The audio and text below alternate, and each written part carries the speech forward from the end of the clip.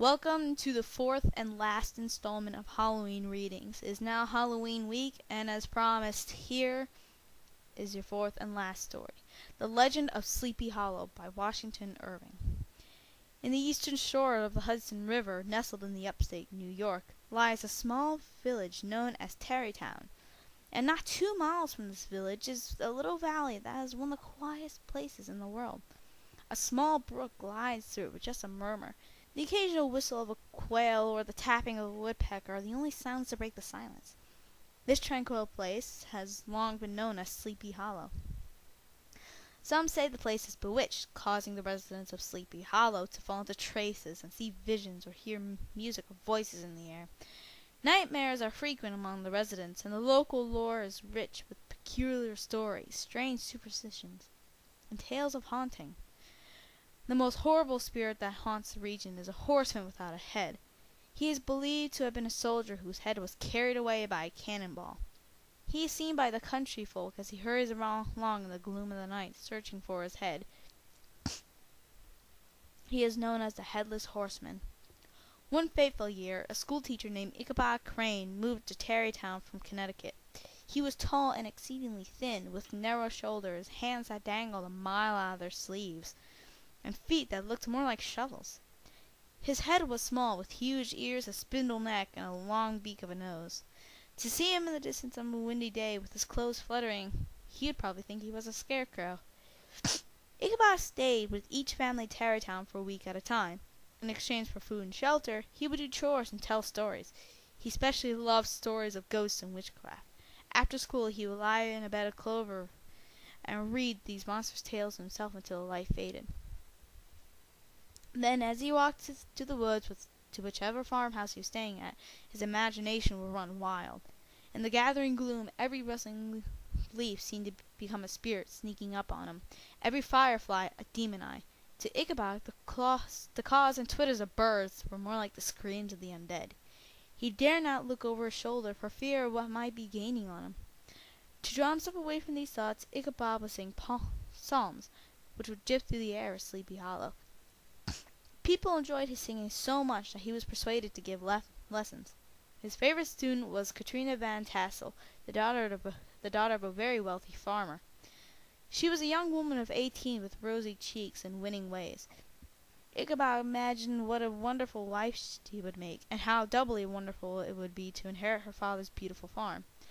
But Ichabod wasn't alone in his admiration of Katrina. The lady was also being courted by a burly, broad-shouldered man named Brom Bones. Brom was the hero of the country, rough but good-natured. He seemed to be at the center of every game and prank. He and his gang of 4 friends could be heard dashing past the farmhouse at midnight, whooping and hollering at the top of their lungs. Neighbors looked at Brom with awe and admiration. Most men would have shrunk away from such a rival as Brom Bones, but not Ichabod Crane. Ichabod was in love with Katrina, and he thought of every excuse to be with her. Brom was too proud to attack Ichabod directly. Instead, he made Ichabod the butt of many practical jokes. One time, Brom stopped at the chimney in Ichabod's schoolhouse, so filled with smoke. Another time, he turned the furniture topsy-turvy. The poor schoolmaster began to think that all the witches in the country held their meetings there.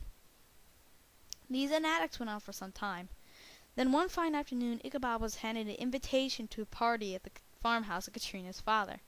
Ichabod spent an extra hour getting ready. He dusted off his only suit for the occasion. He even borrowed a horse so he could ride to the festivities in style. It didn't matter to him that the horse was bony and broken down. Ichabod arrived at the party towards the evening, and the Van Tassel mansion was brimming with food, music, and merriment.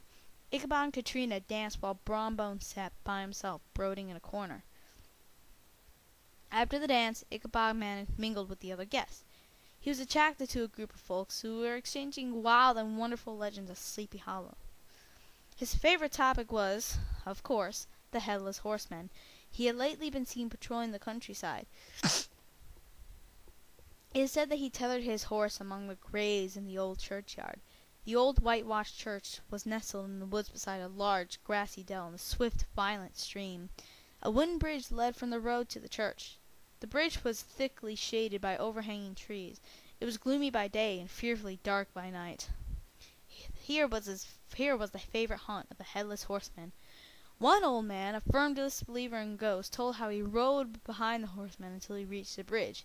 Then the horseman suddenly turned into a skeleton and threw the old man into the brook, springing away over the treetops with a clap of thunder.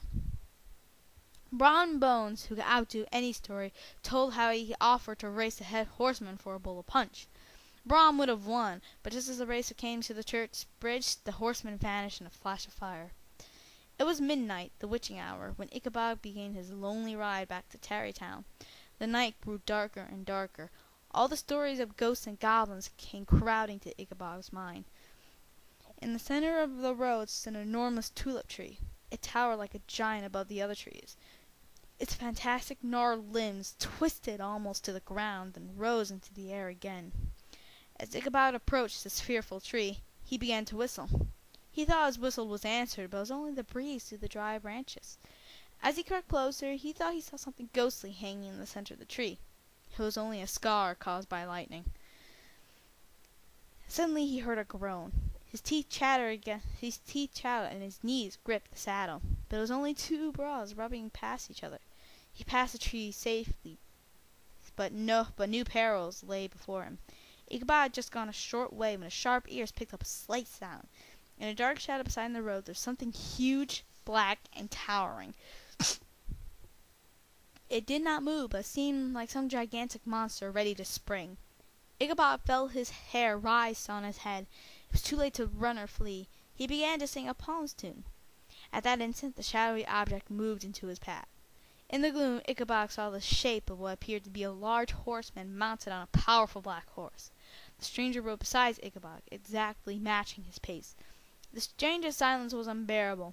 Ichabod tried to continue his Palms tune, but his mouth had gone dry with fear. The pair rode along, and Ichabod tried to pretend he didn't see the stranger. They came to the top of a hill, and into the moonlight Ichabod could see that his fellow traveler was truly gigantic in height and wrapped in a cloak.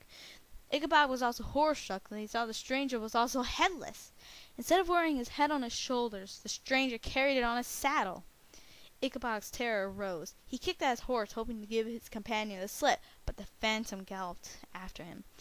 Away they dashed, through thick and thin, stones flying, sparks flashing at every bound.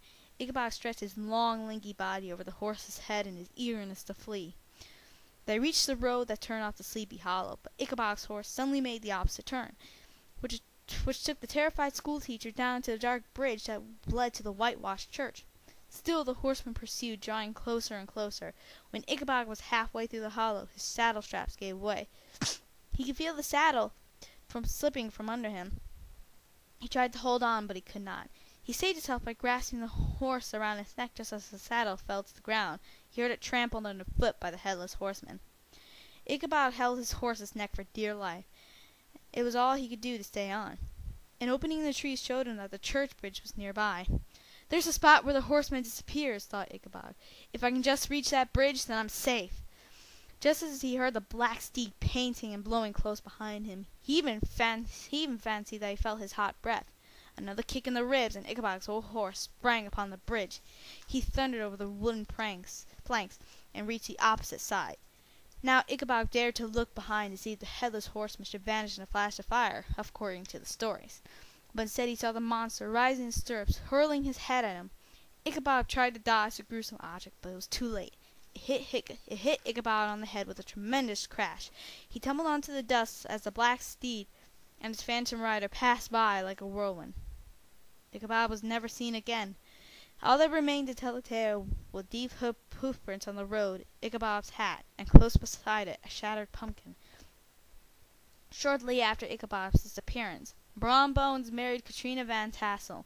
Whenever someone spoke of Ichabod's strange disappearance, a satisfied look would cross Brom's face. He would always burst into hearty laugh at the mention of the pumpkin. Some suspected he knew more about the matter than he chose to tell.